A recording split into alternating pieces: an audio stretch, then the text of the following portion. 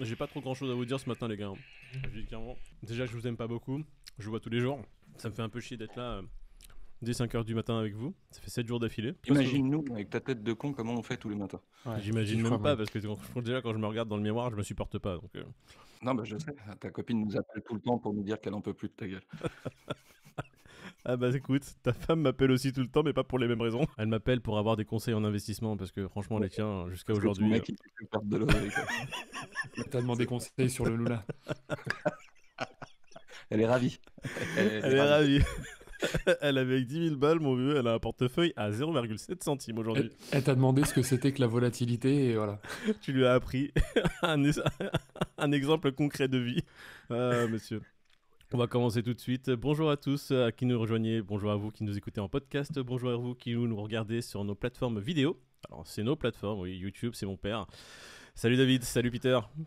Salut Moïse, salut Pete, ça va les gars? Salut, tu passeras le bonjour à ton père. Ouais, il veut pas me mettre en avant. On fait que 200 vues. Toujours dit que c'était un bat.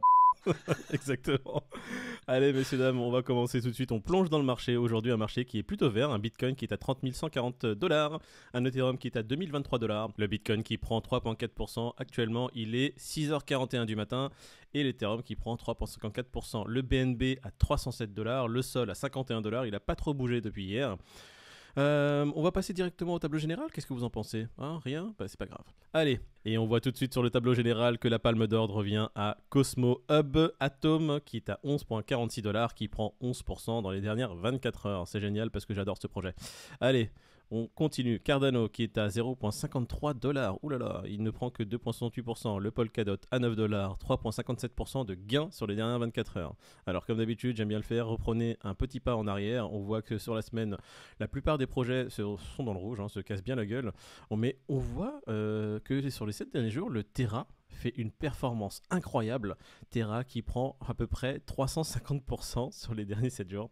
C'est beau, hein. Ouais, c'est magnifique. 350% de rien, c'est bien. Hein. Mais c'est génial. Quand on a perdu 8000 juste avant, bon, c'est un peu compliqué. Ouais. Mais... Sur les 30 derniers jours, on voit que le marché est totalement rouge, une belle colonne que de rouge, à part le tronc comme d'habitude.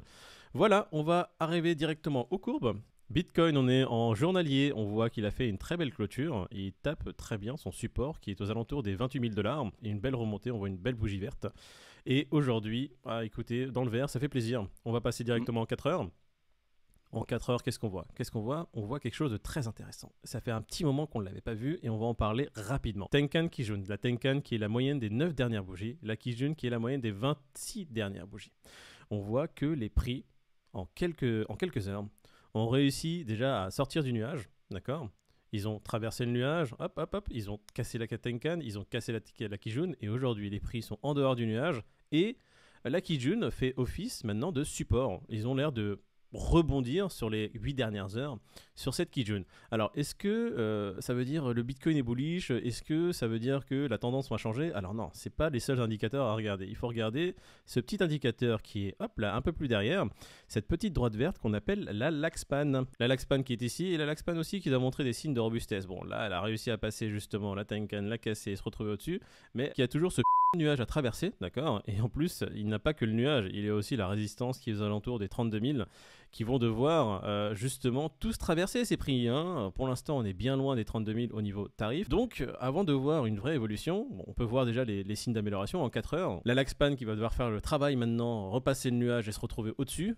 Mais là, pour l'instant, si ça continue dans ce sens-là, on va voir, ça peut être pas mal. En 4 heures... Qu'au-dessus, c'est le soleil? Non, pas encore. Là, pour l'instant, il y a encore beaucoup de choses à faire au niveau des tarifs. Ouais. Bah, déjà, il y a la grosse résistance des 32 000. Hein. Ça va être vraiment quelque chose qui va vraiment repousser les prix vers le bas. Il faudrait vraiment, on va dire, un élan assez fort pour pouvoir la casser. Allez, on va passer directement, rapidement à l'Ethereum. Ethereum en 4 heures, on voit que c'est pas la même paire de manches. Hein. L'Ethereum qui est certes au-dessus de la Tenkan, mais qui bute pour l'instant sur sa Kijun et va avoir justement aussi cette mini-résistance du nuage à traverser. Le nuage est assez épais, donc ça va être un peu compliqué. Et qui est toujours en train de faire son petit range. L'Ethereum qui se situe toujours entre 1900, il l'a tapé il y a quelques heures, et sa résistance haute à 2100. On va voir en daily ce qu'il a fait comme clôture hier. Voilà, pareil que le Bitcoin. Hein. Une clôture où pendant la journée il a tapé son support des 1900 et là on est en Bah, on est dans le vert, hein. On est à 2000 dollars sur l'Ethereum, ce qui est pas mal. Mais pour l'instant, il va continuer d'évoluer dans cette petite entonnoir qui s'est créée entre 1900 et 2100. On va wait and see dans les jours qui arrivent pour voir ce que les prix de l'Ethereum vont faire. Le Bitcoin est assez joyeux au vu de ce que l'Ishimoku nous dit. Il faudra voir ce que l'Ethereum nous fait dans la journée. On passe directement aux indices, le CAC 40. En daily, on voit qu'hier, il a clôturé à moins 1,26%, il perd 80 points. On va regarder tout de suite le Nasdaq qui a clôturé à moins 0,26%. Bon, voilà, CAC 40 et Nasdaq, en ce moment, c'est un peu mou, c'est pas folichon, mais les traders s'amusent énormément. On va parler de Rodo qui, sur le DAX, a vraiment fait apparemment des folies. Il a pris beaucoup d'oseille, bravo Rodo. On passe directement au Crypto Fear and Greed, l'indice préféré des Français et de l'équipe. On est à 13 dans l'extrême peur. Moi, je suis en train de trembler depuis maintenant plusieurs semaines. Je suis en PLS. Il faut venir m'aider, messieurs. Hein, qu'est-ce que vous en pensez? J'en pense que je tremble tellement que rien. Oh mon Dieu, on voit la caméra qui tremble. C'est pas une caméra, hein, c'est un truc qui tourne comme ça. C'est des frères Lumière, ils me l'ont prêté. Ah ouais, c'est ce que je vois. On voit la qualité. Les frères aux Lumière. Ouais. David, qu'est-ce que t'en penses? À l'image du marché, c'est vrai qu'il est à 13, à 12, à 8, à 14, donc il est en range. Lui aussi, il est en range. Ouais, il fait entre 8 et 13, c'est vrai. Depuis plusieurs jours maintenant, il est entre, on va dire, 8 et 14. Ouais, des fois, il va être à 13, des fois, il va être à 8. Très bien les Crypto Fear and Greed. On va directement enchaîner sur les news. On va faire une petite cascade de news rapide. On ne va pas rentrer trop dans les détails. Alors, on vous a sélectionné 3 articles de Cointelegraph qui parlent fiscalité. Pour ceux qui ne savent pas comment déclarer aux impôts ce qu'ils font, ce qu'ils doivent déclarer, où déclarer et ce qu'ils doivent déclarer. 3 articles qu'on va vous mettre en description à lire. Ça prend moins d'1 minute. Ça va vous permettre de voir ce que vous devez déclarer, si vous devez déclarer, où déclarer. D'accord? En fait, ça reprend tout. Ça vous évitera d'avoir des amendes et de vous faire redresser fiscalement. J'allais dire fistement. Ouais, c'est quoi aujourd'hui? C'est taxer sur les plus-values et après seulement déclarer les exchanges, quoi, en gros. Hein. Alors, c'est ça.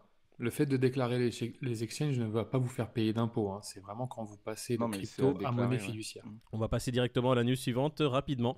On avait parlé justement du G7 qui allait se réunir pour parler crypto et justement définir un cadre autour de la crypto et ce qu'il fallait faire suite à la débâcle Luna UST. Là, c'est un peu officiel. Hein. Ils ont vraiment officialisé le fait qu'ils allaient parler crypto durant ce G7. Et donc, nous, on sera là pour vous donner les brèves et vous résumer tout ça. Du petit goûter qui est organisé par le G7. Oh, ça va être un peu compliqué comme goûter. Qu'est-ce que t'en penses, David? Je préfère aller au Salvador quand même. Alors justement, il y a une news qui est assez sympa. On va mettre ça en corrélation avec Up pour justement vous montrer un peu les deux côtés Atlantique, outre-Atlantique. Le ministère américain du commerce propose 17 questions pour l'élaboration d'un cadre sur les crypto-monnaies. Alors, je vais vous résumer la news très simplement. Ils ont juste dit, on va vous poser 17 questions, les gars, toute la population, l'industrie, etc. Répondez en commentaire. Et en fonction de vos commentaires, on va essayer de voir quelle est la meilleure régulation possible pour que tout le monde puisse vraiment évoluer dans ce domaine le mieux possible et qu'on soit vraiment genre les précurseurs dans ce domaine-là, les meilleurs. Mais pour de vrai, ça? Pour de vrai, ils vont vraiment prendre l'avis des gens ou c'est comme en entreprise quand ils te demandent ton avis et puis qu'après ils foutent ça à la poubelle? Non, alors on peut que spéculer, mais les États-Unis, quand ils font un truc, c'est pas justement pour juste faire un effet d'annonce. C'est pas comme l'Europe en fait. Hein. L'Europe, voilà, ils te demandent ton avis, tu veux pas, on va le faire quand même. Et l'Europe, pour l'instant, en termes de régulation, c'est on demande l'avis à personne. On fait ça entre nous. On va essayer de nier tout l'écosystème. Les entreprises qui veulent se proliférer, vraiment se développer, allez vous faire. Hein, ils en ont vraiment rien à foutre de ce que les gens pensent, sachant que les Américains sont assez bons dans le lobbying. Je pense qu'ils ont envoyé des vraies équipes pour essayer de bousiller l'Europe sur le domaine crypto. Donc les États-Unis d'un côté qui disent les gars, on va vous écouter, dites-nous les meilleures choses à faire pour qu'on puisse être les meilleurs dans ce domaine-là. Et de l'autre côté, l'Europe qui dit les gars, il faut cadrer tout maintenant, tout de suite. Comme tu l'as dit, Moïd, hier ou avant-hier, hein, les États-Unis, l'Amérique, c'est vraiment beaucoup plus free, beaucoup plus souple sur ce genre de choses, donc ça se vérifie. T'avais dit un truc très sympa, hein, c'est les États-Unis, c'est les gars, on fait, hein, on viendra après à la fête pour voir comment on peut justement donner un cadre juridique, mais faites, amusez-vous. Si ça rate, mais on va essayer. Après, vous aurez la peine de mort dans la gueule, mais c'est pas grave, au moins vous aurez essayé. Allez, on va faire la cascade de news maintenant, on va passer à la news suivante qui est... Ah oui, bon Terra, Duquan qui est toujours... Duquan, pardon. Terra qui est maintenant dans une panade juridique, hein, qui commence à avoir la justice au cul. Ouais, ça commence à se préciser, j'ai l'impression qu'effectivement ça commence à faire des remous, tout le monde veut des explications aujourd'hui. Non, t'en parlais Moïd, pareil, avant-hier je crois, où tu te demandais si c'était pas lui qui était à l'origine de tout ça. L'étau se resserre pour le coup. Et puis encore un élément qui montre que dans la blockchain, tout se sait au final. Donc, et quand je vois la vitesse à laquelle ça s'est su, j'ai hâte de voir la suite. En fait, tu te rends compte qu'il y a beaucoup de gens qui font partie du truc. Hein. Do Kwon, c'est la figure publique, quelque part. C'est la tête de proue, tu vois. Mais quand tu vois tous les investisseurs privés qui ont mis de l'oseille dedans, comme l'autre guignol, là, comment il s'appelle Novogratz, là. Ouais, Mike Novogratz. Le CIO de Galaxy Digital, là, qui a investi justement dedans. Ce tatouage, il me fait délirer, vraiment. L'autre, il a fait un tatouage de Luna, quoi, sans déconner, sans ma vie. L'étau se resserre pour toute cette petite clique de gens sympathiques. Lui, il a fait une lettre ouverte, le Novogratz, là, pour expliquer qu'en gros, ce qui s'était passé sur Luna, que ça arrive. Ce sont malheureusement des choses qui arrivent. Que le protocole, tout le fonctionnement, c'était clair et accessible à tous. Donc la faille, elle était accessible. Si tu as investi dedans, c'est de ta faute. Il faut bien diversifier quand tu investis dans quelque chose. C'est important quand même, tu vois. Si tu avais diversifié, là, tu serais pas dans la merde. Ouais. Donc le mec, il a fait une lettre sur ma vie. Tu as l'impression que c'est un gag. Donc c'est nous les cons, en fait, c'est ça? C'est plus ou moins ça. Je vous invite à la lire. C'est vraiment très enrichissant. Quand la roue tourne, va tourner, crois-moi. Et du coup, Do Kwon, lui, qu'est-ce qu'on a appris? On a appris que, oui, évasion fiscale. Et du coup... Ah putain, je sais plus où donner de la tête avec celui-là.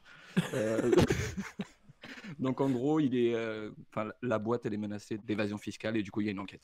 Donc on attend. Ok, wait and see. On va pas accuser les gens. Là, pour l'instant, on va dire qu'il y a de plus en plus d'enquêtes sur ce domaine, sur ces personnes, et on voit que il y a des choses qui sortent. Que certains gros fonds étaient sortis genre peu de temps avant la chute, comme s'ils avaient eu un délit d'initié, qu'ils avaient eu l'information. Bah, peut-être que c'est des investisseurs intelligents. Ces gens-là, ils sont rentrés dans Luna à 0,60 gros. Ils sont montés à $80 le bordel. Hein. Eux, ils ont pris des profits par palier, les gars. Comme on vous le dit depuis longtemps, ils ont pris des profits. Faites comme eux, les gars. Ouais. Essayez de savoir les choses à l'avance, d'accord? Essayez d'être initiés, les gars, d'accord? Allez, on passe à la news suivante. La news suivante qui est le BYC. Les prix des BYC a drop de plus de 50%. C'est un floor price en moyenne à 200 ETH. Il est passé à 100 ETH, donc plus ou moins 50% de réduction. C'est pas cher. J'achèterai pas aujourd'hui, mais si ça perd encore 100% des 50%, pourquoi pas? Si ça fait une affaire Terra, pourquoi pas? J'ai plus de chat à mettre, mais bon. News suivante, le BNB qui tend la main au projet Terra Luna, l'écosystème Terra Luna. On voit que l'écosystème Terra, indépendamment de ce qui s'est passé, c'est quand même un écosystème vraiment pertinent. Et cette initiative permettra peut-être aux autres acteurs faisant partie de l'écosystème de s'émanciper, pourquoi pas, et de développer leurs projets. Parfait, ça va permettre à beaucoup de projets de pas mourir. Bah, c'est pas parce que c'était un Ponzi que la blockchain, des vrais projets se sont pas développés dessus quelque part. Donc c'est un peu dommage de tout mettre à la poubelle du jour au lendemain parce qu'il y avait un guignol au-dessus qui a fait de la merde. Quoi. Terra Luna, c'était pas que Terra Luna, il y avait plein d'autres choses à côté qui étaient très pertinentes. Presque 100 apps DeFi sur Terra Luna. Hein. On était presque à 100 et c'était pas que des projets US, il y avait des très très bons projets dessus, donc ça va leur permettre de pouvoir se développer ailleurs. Carrefour fait désormais passer des entretiens d'embauche dans le métaverse. Avec des avatars Wii, franchement c'était génial.